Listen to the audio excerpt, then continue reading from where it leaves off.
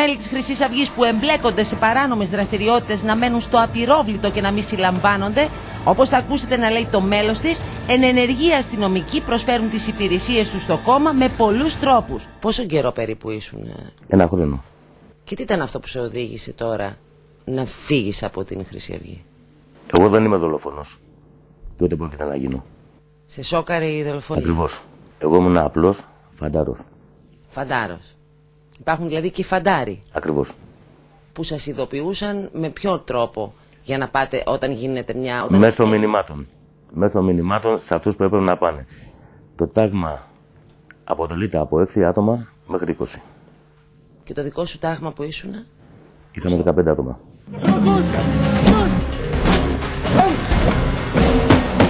Όταν έπαιρνες εντολές να χτυπήσετε Πακιστανούς, το έκανες γιατί πίστευες ότι κάνεις το καλό?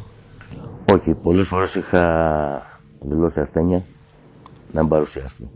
Όταν τελείωνε όλο το σκηνικό, όλη η ιστορία πλέον, δεχόμουν τις απειλές μου, δεχόμουν επικρίσεις, δεχόμουν πολλά. Εγώ δέχτηκα 4 τηλέφωνα, 4 τηλεφωνήματα από ανώνυμο, προχθές το βράδυ, και με απειλούσαν. Γιατί? Γιατί έχω δηλώσει. Με το φωνικό, γιατί έχω δηλώσει ότι θα φύγω, ότι θέλω να αποσυρθώ. Μετά τη δολοφονία. Ακριβώς. Άρα θεωρείς ότι κινδυνεύεις ουσιαστικά. Κινδυνεύει η ζωή μου. Στη δικιά μας τοπική ήταν 5. Στην άλλη τοπική ήταν άλλοι 5. Αλλά το θέμα είναι ότι όταν μαζευτούν αυτοί οι άνθρωποι, είναι σαν να γίνεται συνεδρίαση μασόνων. Μαζεύονται σε κάποιες ώρες που δεν τις γνωρίζουμε. Μυστικά. Μυστικά, και συζητιόνται τα πάντα. Όπως θέλω να πω, για να μην το ξεχάσω κιόλας, ότι μαζί με αυτούς τους ανθρώπους υπάρχουν και αστυνομικοί.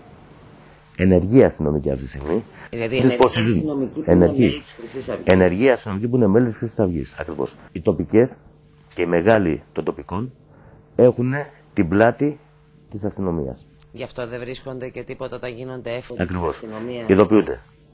Ειδοποιούνται πιο νωρίς. Ξέρουν τι θα γίνει πριν γίνει. Υπάρχουν όπλα? Ναι. Χωρίς άδειες, φαντάζομαι, παράνομα. Φυσικά. Φυσικά. Και τα οποία μένουν στις τοπικές ή τα κουβαλάνε? Τα έχουν μαζί τους. Τα έχουν μαζί τους. Και όταν γίνονται τέτοιες αποστολές, πολλές φορές τα έχουν πάρει μαζί τους. υπήρξε κάποιο γνωστό πρόσωπο, κάποιος βουλευτής που να πήρε μέρος στην εκπαίδευσή σου? Ναι, έχει έρθει ο Κασιδιάς Ζολίας 2 φορές, ο οποίος κοίταγε τις επιδόσεις μας. Στο ξύλο? Σε όλα, σε αντοχή, σε αντίσταση, σε όλα. Μαθαίνατε στα στρατόπεδα αυτά και σκοποβολή? Ναι. Με όπλα κανονικά? Ναι. Με πυρά κανονικά? Κανονικά περίστροφα. Τα οποία κανένα δεν ήταν νόμιμο? Όλα παράνομα. Εκεί ήταν παρόν και ο κύριος Κασιδιάρης? Όχι. Ο κύριος Κασιδιάρης ήταν παρόν μόνο στην εκπαίδευση, 2 φορές που είχε γίνει, η οποία, όπως σας είπα, ήταν για να δούνε τις επιδόσεις του καθενός. Όταν πήρατε μέρος σε αυτές οι βολές που γινόταν, σε ποιος από τα 2 στρατόπεδα, στη Μάντρα? Στη Μαλακάσα. Στη Μαλακάσα.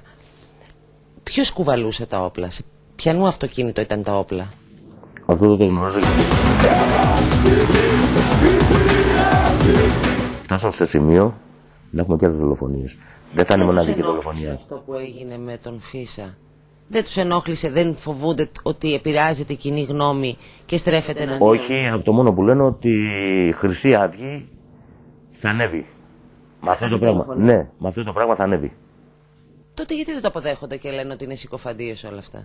Γιατί βλέπουμε 2 πρόσωπα, άλλο πρόσωπο προς τα έξω και άλλο πρόσωπο προς τα μέλη. Γιατί αυτό το πρόσωπο. Δηλαδή στα μέλη παραδεχτήκανε, σε εσάς, στα τάγματα εφόδου, παραδεχτήκανε ότι είναι πίσω από τη δολοφονία του Φίσα. Ακριβώς. Αυτό μου λες?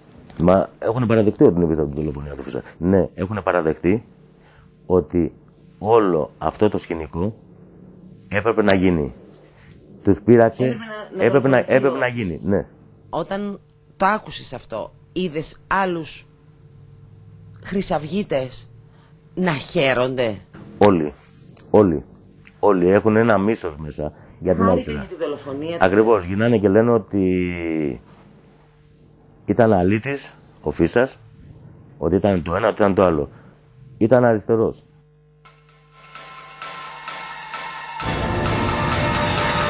Εσύ αυτή τη στιγμή γιατί φοβάσαι? Εγώ γιατί φοβάμαι. Πρώτα απ' όλα δεν μου αρέσει να αφαιρούνται ζωές. Το πρώτο και κυριότερο. Και το μόνο πράγμα που θέλω να... Και ένα πράγμα που θέλω να πω. Μπορεί να φύγει ένας χρυσαυγίτης? Δύσκολα. Γιατί? Γιατί υπάρχουν φόρμες οι οποίες είμαστε γραμμένοι μέσα, μας έχουν γράψει. Είναι ένα είδος φακελώματος. Έχουν τα πλήρη στοιχεία μας. Δεν μπορείς να φύγεις εύκολα. Γιατί? Γιατί πλέον θα βγουν πολλά συμφόρα από την οργάνωση. Για το θέμα της οργάνωσης. Υπήρχε όταν έκανες την εκπαίδευση ένα στάδιο που σας μαθαίνανε για όρκους σιωπής, ότι αυτό δεν το λέμε, εκείνο δεν το λέμε? Φυσικά. Για μίλησέ μας λίγο για αυτό το στάδιο της εκπαίδευσης. Δεν ακούμε, δεν μιλάμε, μόνο βλέπουμε. Να ακούσουμε, να μην απαντήσουμε. Να απαντήσουμε. Ακριβώς. Μόνο να έχουμε, δηλαδή να μας κάνανε να έχουμε την επιθετική συμπεριφορά ενός ζώου.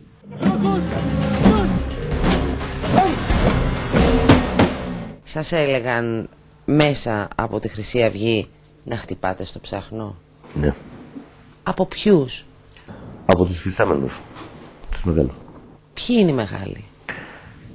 Όπως είπα, αρχίζουμε από Περικλή, αρχίζουμε από το Γιάννη το Λαγό, είναι σε ετοιμότητα. Σε ετοιμότητα. Τι σημαίνει αυτό? Ανά πάσα στιγμή είναι έτοιμοπόλεμοι. Δηλαδή έχουν έναν στρατό, αυτό μου λες αυτή τη στιγμή? Ακριβώς. Δεν είμαστε με απλοί. όπλα, με κανονικά, Τα με... πάντα.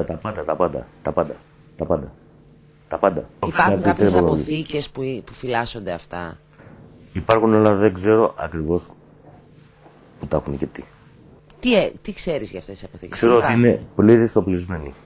Ξέρω ότι όταν θα γίνει κάτι τέτοιο, να ξέρετε και εσείς ότι θα θρηνήσουμε θύματα.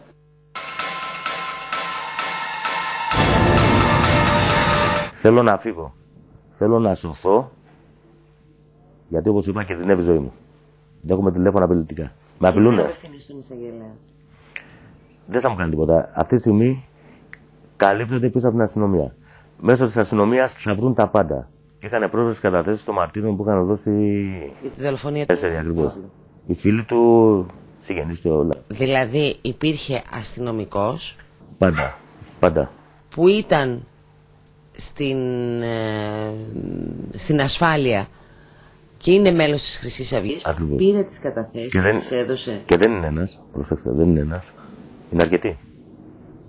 Δεν Τις είναι έδωσε ένας. ποιον? Σε κάποιο κεφάλι, σε κάποιο βουλευτή, το οποίο μαθευτήκανε, βουλευτή της Χρυσής Αυγής, το οποίο μαθευτήκανε πλέον ποιοι είναι, τι έχουν πει, ξέρουν τα πάντα. Είναι μια οργάνωση η οποία έχει διπλαρώσει τους πάντες. Έχει πιάσει τους πάντες. Δηλαδή έχει άκρες, έχει πρόσβαση. Πρόσβαση μεγάλη. Στο στρατό. Στο στρατό, όπως αυτή τη στιγμή έχουμε πολλούς στρατιωτικούς και σε ενεργεία και απόστατους μέσα στη Χρυσή Αυγή, πάρα πολλούς. Έχει στην αστυνομία, η οποία δίνει τα πάντα, μαθαίνουν τα πάντα από εκεί. Ένας φάκελος μπορεί να φύγει από εκεί, φωτοτυπία, και να βγει και να είναι στα γραφεία της Χρυσής Αυγής. Μια κατάθεση. Με τα πλήρη στοιχεία. Ακριβώς.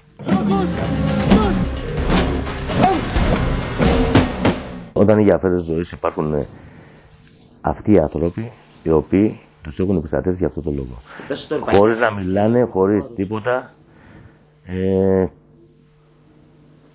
Όπως σου είπα, είναι από 5 μέχρι 10.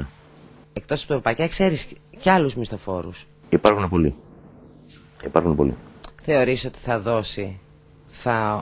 δώσει ονόματα από ποιους πήρε εντολή, ότι ήταν μισθοφόρος? Πιστεύεις ότι θα τα πει όλα αυτά, θα σπάσει τον όρκο σιωπής των χρυσαυγητών?